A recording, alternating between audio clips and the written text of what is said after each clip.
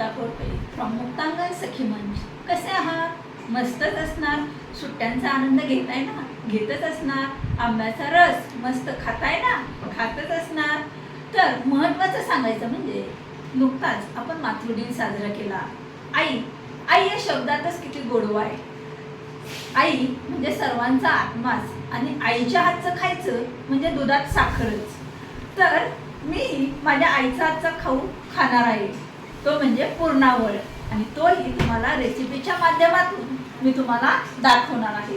चला तर मग पाहूयात पौष्टिक आणि चटपटीत अशी पुरणावळ. नमस्कार, मी सौ अलका ज्ञानेश्वर होंडराव. मी आज तुम्हाला पुरणावळची रेसिपी सांगणार आहे.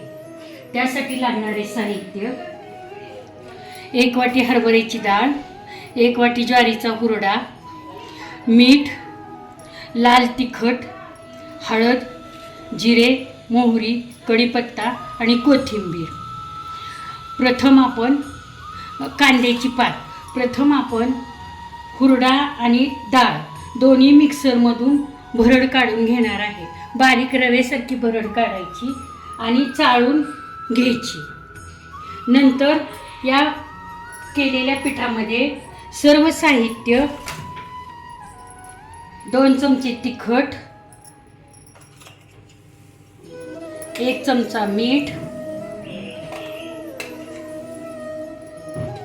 हळद, थोडे जिरे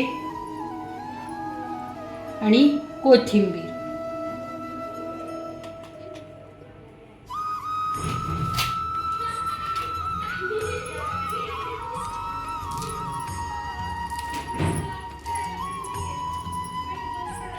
चिरायला पाहिजे. हे सर्व साहित्य याच्यामध्ये मिसळून घ्यायचं आणि नंतर हे मळून घ्यायचं.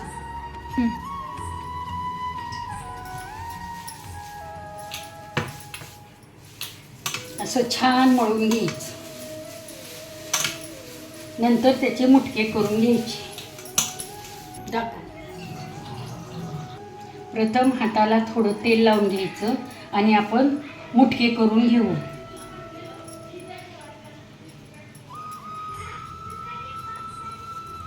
असे मुटके करून घेतले. नंतर चाळणीला तेल लावायचे आणि कढईमध्ये पाणी उकळलेलं आहे त्यामध्ये ही चाळणी झाकून ठेवायची आणि हे मुटके वाफवून घ्यायचे.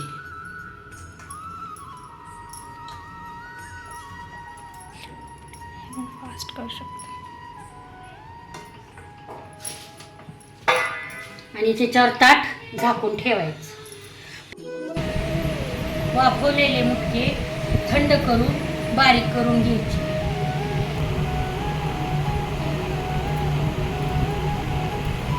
वाफवलेले मुटके अशा प्रकारे बारीक करून घ्यायचे.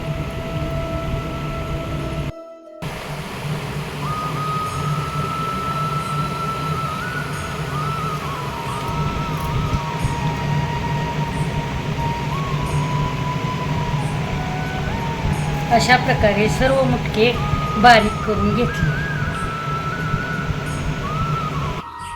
कढई तेल टाकून तेल गरम झालेलं आहे. आता आपण फोडणी तयार करू. प्रथम मोहरी, जिरे, कढीपत्ता आणि थोडासा हिंग. हे साहित्य चांगली फोडणी झाल्यानंतर हे बारीक केलेले मिश्रण आपण टाकून घेऊ.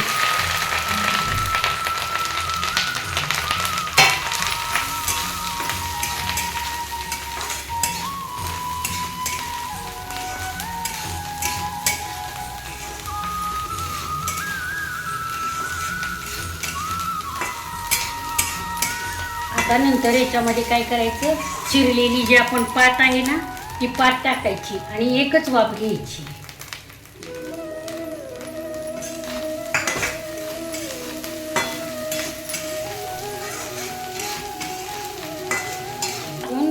एक वाफ येऊ द्यायची आणि झाकून ठेवायचं आणि गॅस बारीक करायचा. आता वाफरलेला आहे. गॅस बंद करून आपली ही तयार झालेली आहे पुरणावळ. तर आपण आता एका डिशमध्ये काढून वरून कोथिंबीर वगैरे पेरून डिश तयार करू.